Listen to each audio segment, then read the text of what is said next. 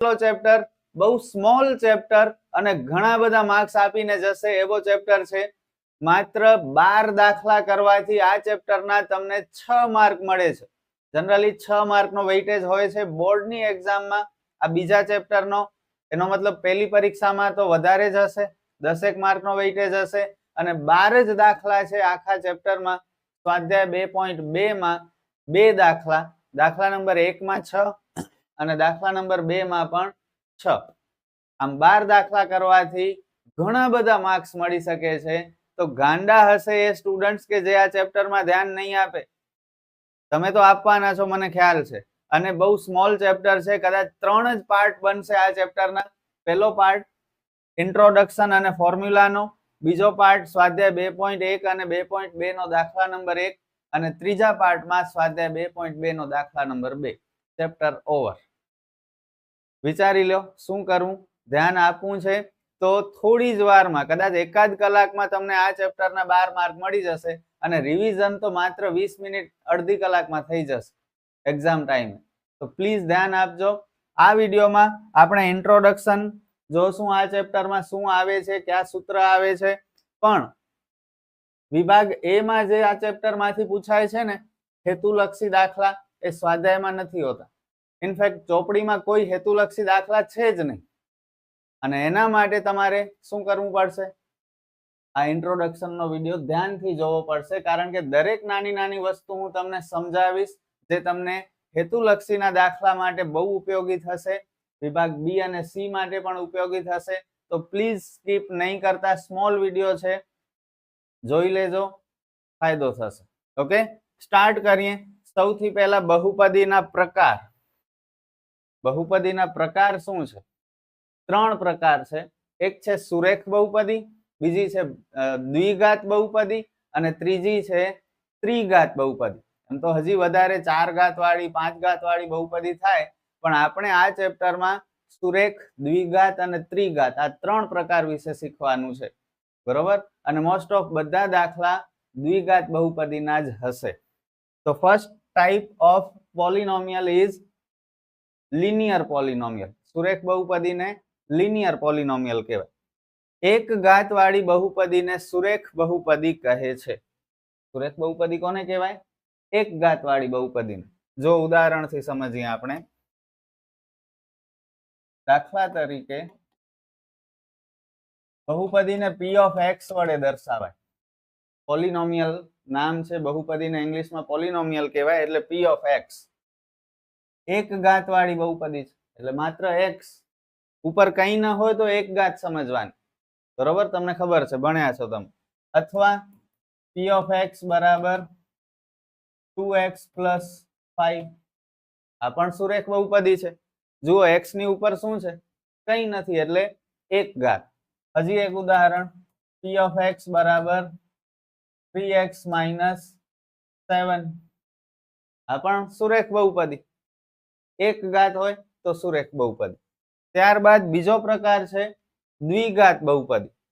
બે ઘાત વાળી બહુપદીને દ્વિઘાત બહુપદી કહે છે. ઉદાહરણથી સમજીએ. દાખલા તરીકે p of x બરાબર x નો વર્ગ. બસ આ દ્વિઘાત બહુપદી થઈ. એક જ પદ છે x વર્ગ, મોટી ઘાત 2 છે એટલે દ્વિઘાત બહુપદી. ત્યારબાદ x square plus 2x minus 5. આ પણ દ્વિઘાત બહુપદી. જો મોટી ઘાત 2 છે. એના સિવાય 3x square minus 5x plus 8. આ પણ દ્વિઘાત બહુપદી, મોટી ઘાત 2 છે. સમજાય છે? ત્યારબાદ ત્રીજો પ્રકાર ત્રિઘાત બહુપદી. સિમ્પલ વસ્તુ છે, 3 ઘાત હોય અને ત્રિઘાત બહુપદી કહેવાય. ઉદાહરણ તમે ગમે એટલા બનાવી શકો છો. p of x બરાબર માત્ર x ની 3 ઘાત લખી નાખો તોય ત્રિઘાત બહુપદી જ કહેવાય. અન્ય પદ નહીં લખો તોય ચાલશે. આપણે ઘાતથી મતલબ છે. ત્યારબાદ 5x ઘન માઇનસ 7. આ પણ ત્રિઘાત બહુપદી. એના સિવાય x ઘન પ્લસ 2x વર્ગ માઇનસ 3x પ્લસ 4. આ પણ ત્રિઘાત બહુપદી, કારણ કે x ની મોટી ઘાત 3 છે. તો આ છે બહુપદીઓના પ્રકાર. સુરેખ બહુપદી એક ઘાત વાળી હોય, દ્વિઘાત બહુપદી બે ઘાત વાળી હોય અને ત્રિઘાત બહુપદી 3 ઘાત વાળી હોય. ક્લિયર? ત્યારબાદ નેક્સ્ટ પોઈન્ટ છે બહુપદીની ઘાત. બહુપદીની ઘાત કોને કહેવાય? તો સૌથી મોટી ઘાત જે હોય ને આખી બહુપદીમાં તેને બહુપદીની ઘાત કહેવાય. જુઓ, બહુપદીની સૌથી મોટી ઘાતને આપેલ બહુપદીની ઘાત કહે છે. દાખલા તરીકે 2x ઘન પ્લસ x ની 5 ઘાત માઇનસ 3x પ્લસ 4 માં બહુપદીની ઘાત કેટલી છે? મોટી ઘાત. ઘાત હંમેશા ઉપર હોય, તમને ખ્યાલ છે. મોટી ઘાત 5 છે એટલે બહુપદીની ઘાત 5 છે. આગળ નંબર હોય એને સહગુણક કહેવાય અને ઉપર હોય એને ઘાત કહેવાય. મોસ્ટ ઓફ ને ખબર છે, છતાં કહી દઉં. ઓકે, ત્યારબાદ આગળ વધીએ. શૂન્યોની સંખ્યા.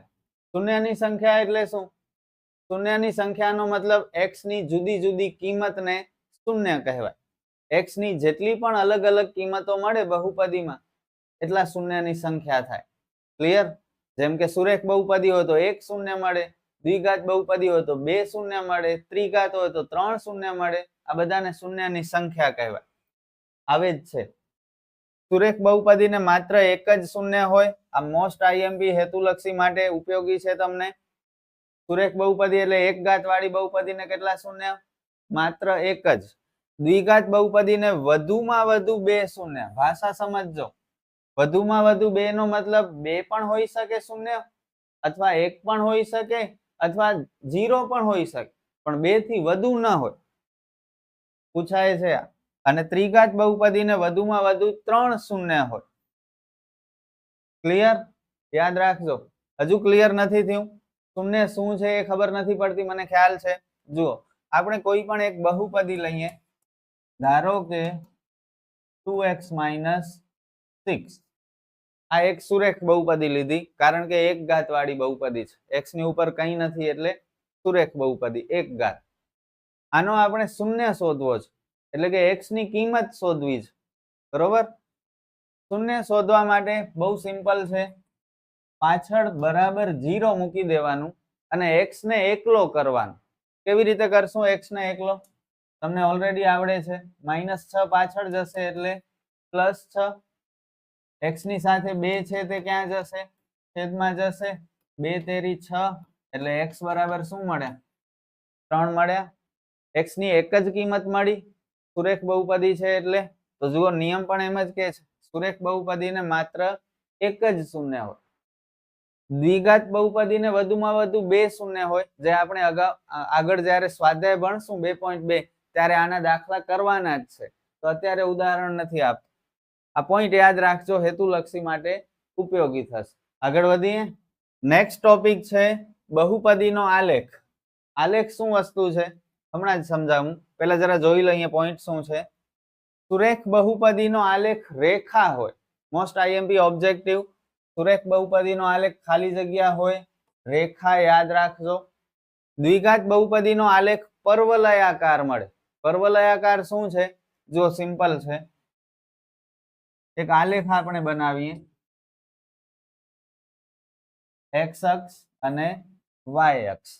પર્વલયાકારનો મતલબ આવી રીતે બેલ શેપ મળે, ઘંટાકાર મળે, પર્વલયાકાર કહેવાય.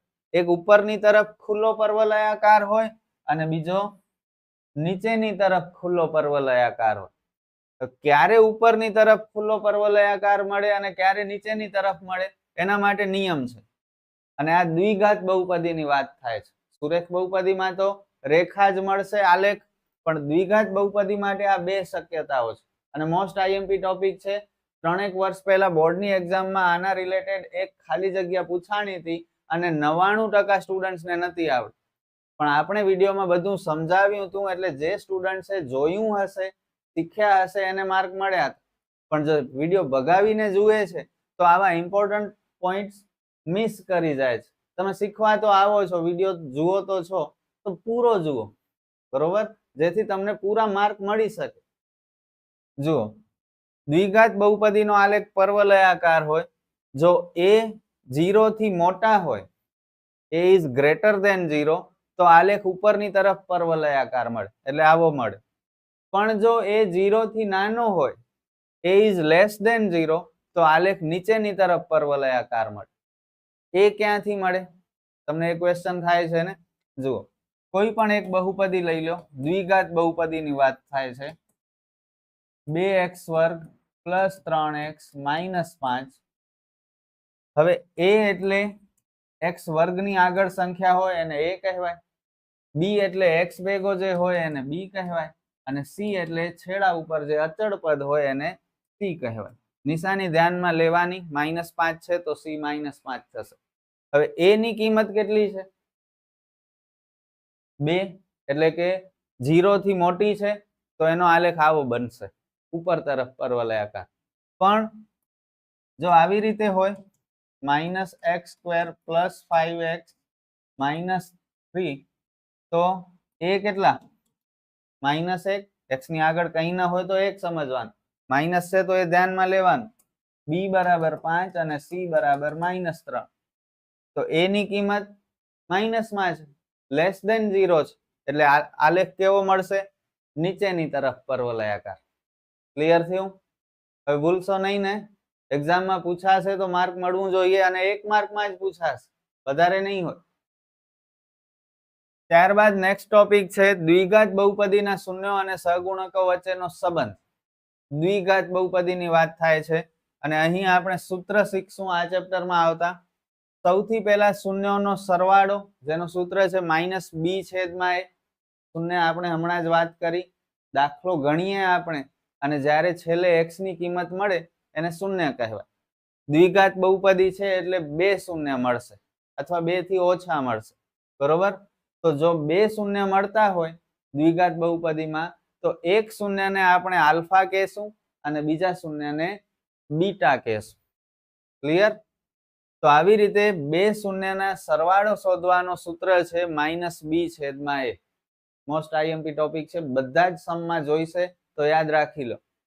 એવી જ રીતે શૂન્યનો ગુણાકાર શોધવાનો સૂત્ર છે c/a, એટલે કે આલ્ફા ગુણ્યા બીટા બરાબર c/a. તમે માત્ર આલ્ફા પ્લસ બીટા અને આલ્ફા ગુણ્યા બીટા પણ યાદ રાખી શકો, અથવા આલ્ફા બીટા થી થોડું ડર લાગતું હોય, હેવી થઈ જતું હોય, તો પછી આ ગુજરાતીમાં જે લખેલું છે એ પણ યાદ રાખી શકો છો. બંનેમાંથી કોઈ એક યાદ રાખશો તો ચાલશે. ત્યારબાદ દ્વિઘાત બહુપદીનું પ્રમાણિત સ્વરૂપ p(x) = ax² + bx + c છે. દ્વિઘાત બહુપદી છે, નામ ઉપરથી જ ખબર પડી જાય, મોટી ઘાત કેટલી હોય? 2 હોય. a થી સ્ટાર્ટ કરવાનું, a b c એક એક ઘાત ઘટાડતું જવાનું, ax², પછી bx અને પછી c.